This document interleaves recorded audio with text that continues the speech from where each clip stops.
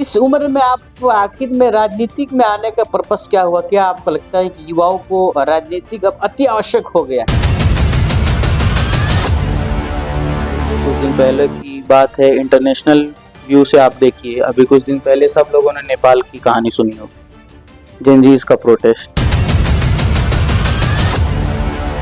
की संख्या अत्यधिक है, क्या लगता है इसका प्रभाव एनसीपी के प्रत्याशी पर क्या पड़ेगा? क्या सकारात्मक प्रभाव पड़ेगा या नकारात्मक?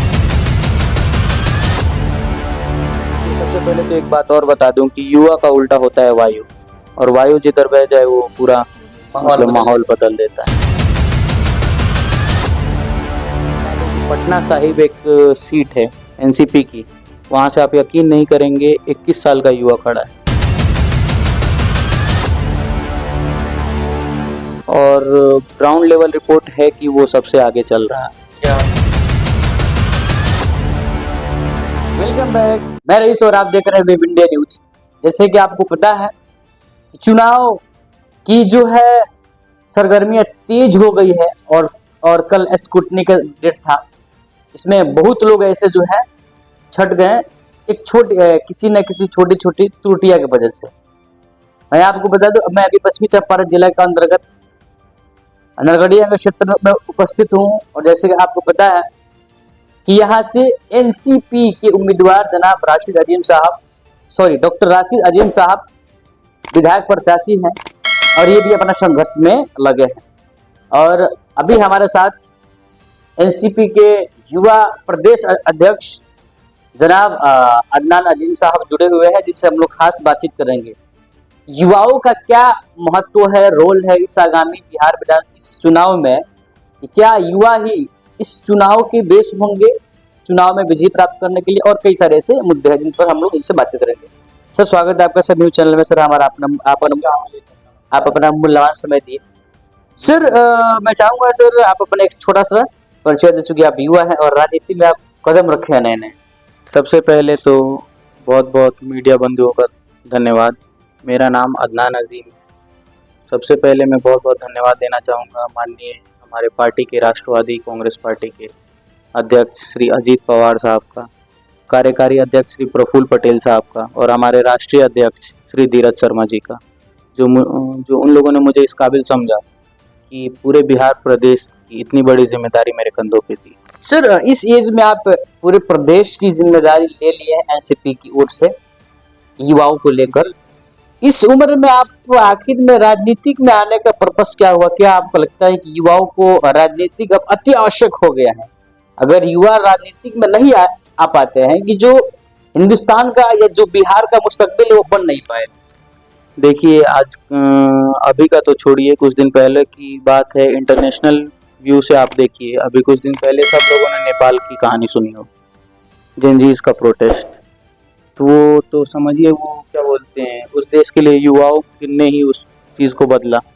तो हम लोगों ने को ऐसा प्रोटेस्ट कोई नहीं करना है, लेकिन हम लोगों को राजनीतिक रूप से ऐसा हम लोग कुछ चाहते हैं कि हमारे संसद भवन में, विधानसभा में, मतलब अगर 243 सीटें हैं तो कम से कम 60 से 70 सीटों पे युवा रहे। तो सर एक खास अलग तरह का इनकलाब आएगा इंशाअल्लाह, आना चाहिए।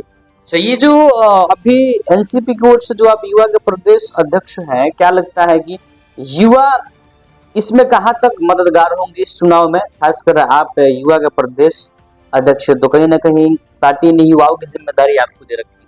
देखिए, युवाओं की जिम्मेदारी तो मुझे मिली ही है, इसके साथ में अभी जो नरकटियागंज विधानसभा में मैं घूम रहा हूँ, तो देख रहा हूँ कि सबसे ज़्यादा उभर करके युवा ही आगे आ रहे हैं, और युवाओं का सोच है कि उन लोगों ने सबको आजमाया,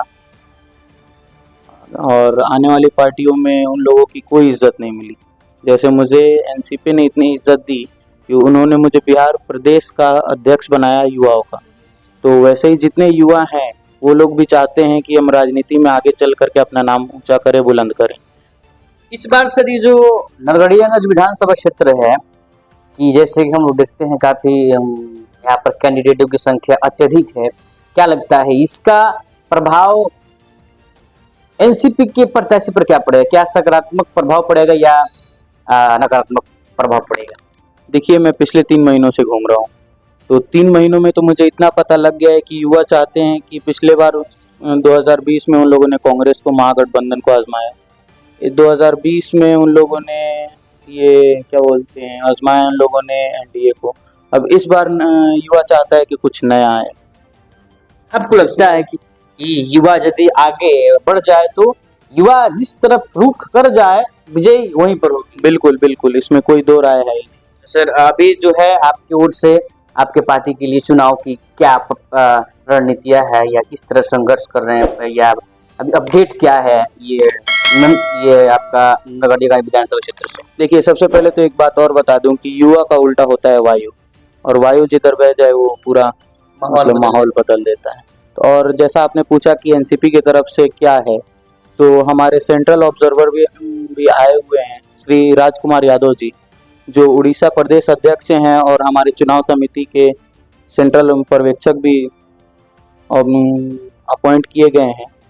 तो उनका भी है कि वो हर विधानसभा में जा रहे हैं, वहाँ पे ग्राउंड लेवल पे उनका रिपोर्टिंग है, कैसे क्या है वो हर चीज़ देख रहे हैं, और उसके बाद वो बताएंगे कि कौन सी सीट निकल रही है। वैसे तो अभी बता दें कि पटना साहिब एक सीट है एनसीपी की, वहाँ से आप यकीन नहीं करेंगे 21 साल का युवा खड़ा है, और ग्राउंड लेवल रिपोर्ट है कि वो सबसे आगे चल रहा है। एनडीए, महागठबंधन, इन सब से आगे, यहाँ तक कि ये अभी नई पार्टी आई है जनसुराज से भी आगे अपना एनसीपी का युवा चल रहा है। नरकटियागंज में आप रह रहे हैं, नरकटियागंज आप अक्सर आना जाना होता है, नरकटियागंज से ही आपको पता है कि डॉक्टर राशिद अजीम जी आगे निकल रहे हैं। तो सर, क्या कहना चाहेंगे उन युवाओं को और उन जो हमारे मतदातागण हैं जो 5 साल से प्रतीक्षा कर रहे हैं कि इस बार सकारात्मक बदलाव होगा, क्या कहना चाहेंगे आप? देखिए, मैं तो बस यही कहना चाहूँगा कि जो भी सकारात्मक भाव से हैं वो एक बार एनसीपी को वोट दें, एनसीपी के साथ जुड़ें, और एक बार वो बदल करके देखें कि अगर ये एक आपका बेटा, एक युवा ही इस विधानसभा, इस सरकार में क्या बदल करके देखता है। चलिए सर, आपका बहुत बहुत सर धन्यवाद, आप अपना मूल्यवान समय दिए। तो ये थे हमारे अदनान अजीम जी, जो एनसीपी के युवा प्रदेश अध्यक्ष हैं। इस एज में पूरे बिहार की जिम्मेदारी संभालना, और वो भी इस राजनीतिक चुनावी माहौल में, कि क्या लगता है युवाओं को आने से समीकरण चेंज होगा, या खासकर अगर नरकटियागंज विधानसभा क्षेत्र की बात करूं, क्या यहाँ पर एनसीपी कुछ अलग रणनीति से काम कर रही है पार्टी? तो देखते हैं इसके बाद वहां की जनता किस दल के नेता, क्या वह किसी दल के प्रत्याशी को अपना विधायक बनाती है या निर्दलीय, अब तो जनता ही तय करेगी। हाँ, लेकिन इस बार बहुत कम वोट से नरकटियागंज विधानसभा क्षेत्र में जय और विजय की स्थितियां होगी। तब तक के लिए विजिट कीजिए हमारे चैनल। फिर मिलते हैं एक नए खबर के साथ। जय हिंद, जय भारत।